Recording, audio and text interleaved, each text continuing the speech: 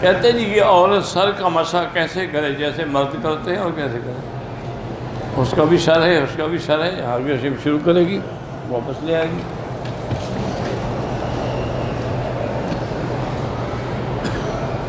گھر میں قربانی جو ہے حنفی مسلک میں گھر کے جتنے افراد ہیں سب کی طرف سے ایک ایک بکری ذبح ہوگی، بیوی کی طرف سے بھی ہوگی، ان کی بھی، اولاد کے بھی، اور سب کی۔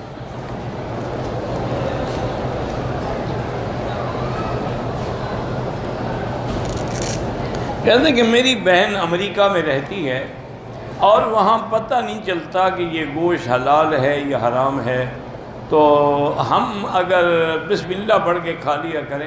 دیکھیں نا، اگر بسم اللہ تو وہاں پڑھی جائے جہاں تحقیق نہ ہو سکتی ہے۔ اب امریکہ میں تو 1 منٹ میں تحقیق ہو سکتی ہے، آپ 1 منٹ میں انٹرنیٹ پہ معلوم کر سکتی ہیں کہ حلال گوشت کہاں بکتا ہے۔ اب تو وہاں کئی حلال کی دکانیں ہیں، حلال کے ہوٹل ہیں، حلال کی چیزیں بکتی ہیں۔ اور بعض مسلمان یہ ہے کہ وہ خود بکرا خرید کے خود ذبح کرا کے لے آتے ہیں، ہم نے گھر میں رکھ دیتے ہیں۔ تو اس لیے نہیں، وہ تو حالات اس وقت ہیں کہ ہم جنگل میں گئے، ہمیں ایک شکار ملا، اب پتہ نہیں یہ صحیح حلال ہوا تھا نہیں ہوا تھا، اور ہم پریشان ہیں، تو وہاں ہے کہ چلو بسم اللہ پڑھ کے توکل اللہ کا۔ یہ تھوڑا ہے، امریکہ میں تو ہر چیز ملتی ہے۔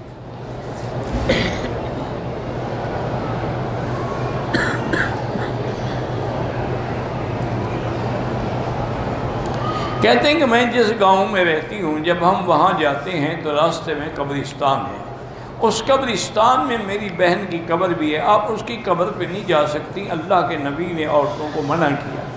آپ قبرستان سے باہر گزرتے ہوئے اپنی بہن کے لیے دعائیں مانگتی رہیں۔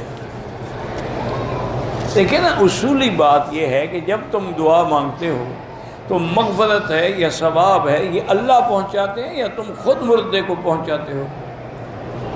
اگر تو واقعی تم خود پہنچاتے ہو ہاتھ ڈال کے، پھر تو قبر پہ جاؤ، اور اگر اللہ نے پہنچانا ہے تو جہاں بیٹھ کے دعا کرتے ہو وہ بھی تو اللہ پہنچا دیتے ہیں، پھر کیا ضرورت ہے کہ اللہ کے نبی کی نافرمانی کریں؟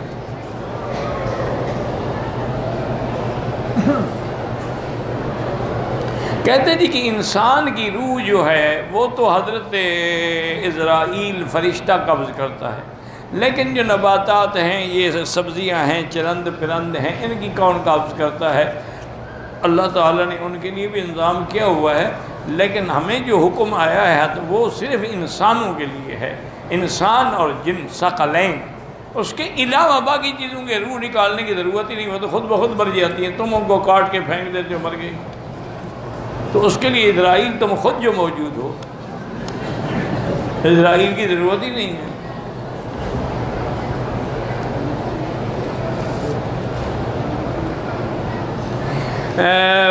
محرم میں احرام میں نہ ہو، لیکن اگر مچھر یا چیونٹی، وہ احرام میں بھی مچھر چیونٹی مار سکتا ہے۔ غیبت کہتے ہیں کسی کے پس پشت ایسی بات کریں کہ اس کو سنے تو تکلیف پہنچے، اور وہ چاہے عیب اس میں ہو بھی پھر غیبت ہے، نہ ہو تو وہ تو بہتان ہے۔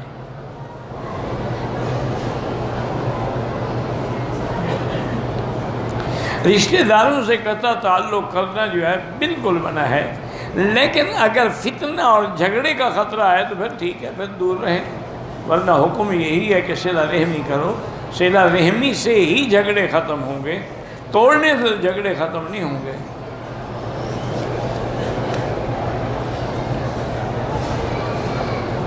عربی لوگ سر پہ جو رومال پہنتے ہیں اور لٹکا دیتے ہیں، تو حنفی مسلک میں کیا یہ صدل نہیں ہے؟ صدل تب ہے جب سر پہ نہ ہو، صرف کندھوں پہ رکھ کے لٹکایا جائے، اگر سر پہ رکھتے ہیں تو کوئی صدل نہیں۔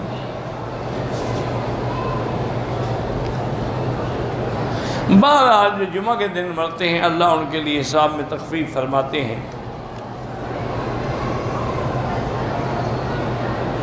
میری بیوی پاکستان سے آئی، عمرہ نہیں کیا، ہم نے دم تو دے دیا ہے، لیکن عمرہ بھی تو قضا کریں نا۔ عمرہ قضا مسجد عائشہ سے کر لیں یا جیرانہ سے کر لیں۔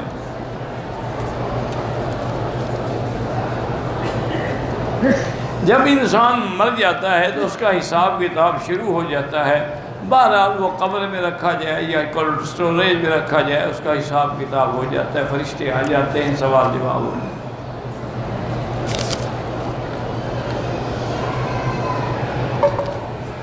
میں دبئی سے آیا ہوں، ایک عمرہ میں نے کر لیا ہے، اب اگر عمرہ کرنا چاہوں تو آپ کی مرضی ہے، مسجد عائشہ سے کریں، جیرانہ سے کریں، طائف سے کریں۔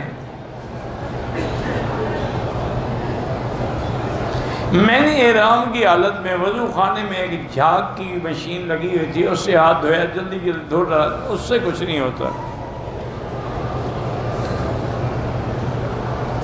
بہرحال گزارش یہ ہے جی کہ پاکستان کی سیاست سے ہمارا چونکہ کوئی تعلق نہیں ہے، اس لیے ہم کسی کے بارے میں کوئی رائے نہیں دے سکتے۔ رائے دینے کا حق اس کو ہوتا ہے جس کو تمام احوال کا پتہ ہو کہ کون حق پہ ہے، کون باطل پہ ہے، کون سچ کہہ رہا ہے۔ ہم کیسے بات کر سکتے؟ وہاں کے علماء سے رجوع کریں۔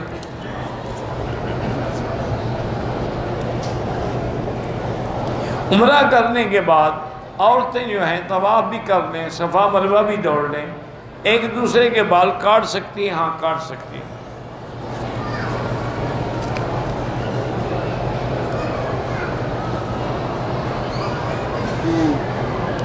گزارش یہ ہے کہ صفا مروہ پہ بی بی سیدہ حاجرہ علیہ السلام میں اسماعیل دوڑی تھی، لیکن پھر اللہ نے ان کو سنت ابراہیم اور زوج ابراہیم کو زندہ رکھا۔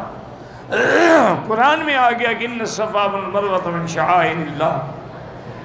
تو اب قیامت تک پھر حضور پاک بھی دوڑے، تمام انبیاء صحابہ بھی دوڑے، عورتوں کو تو دوڑنے کا حکم نہیں، آرام آرام سے چلیں۔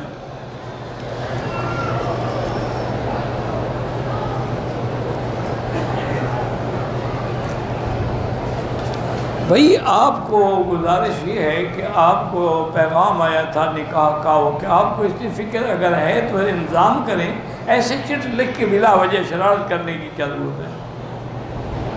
آیا تھا میں نے نہ قبول کیا، بات ختم ہو گئی، پھر بار بار پوچھنے کی کیا ضرورت ہے؟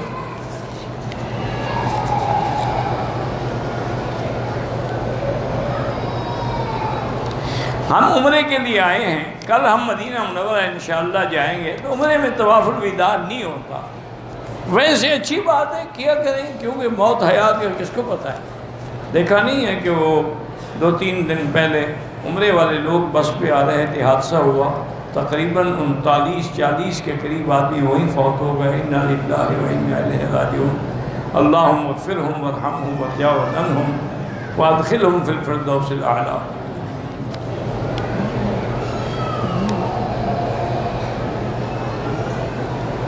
میری زواجی زندگی میں سکون نہیں ہے، میں نے مفتی شاہد صاحب سے کہ انہوں نے علاج کیا تو کوئی اس سے فرق نہیں پڑا۔ میرا بھائی جب اتنے بڑے بڑے مفتی تمہارا علاج نہیں کر سکے تو میں کیا کر سکتا ہوں؟ ویسے بہرحال کسی کے پاس جانے کی ضرورت نہیں ہے، سورۃ البقرہ تمام گھر والے اکٹھے بیٹھ کے پڑھو اور پانی میں دم کرو، وہی پانی پیا کرو، اسی کو گھر کے کونوں کے اندر ڈالو، تو اگر کوئی شیطانی اثرات ہیں تو ختم ہو جائیں۔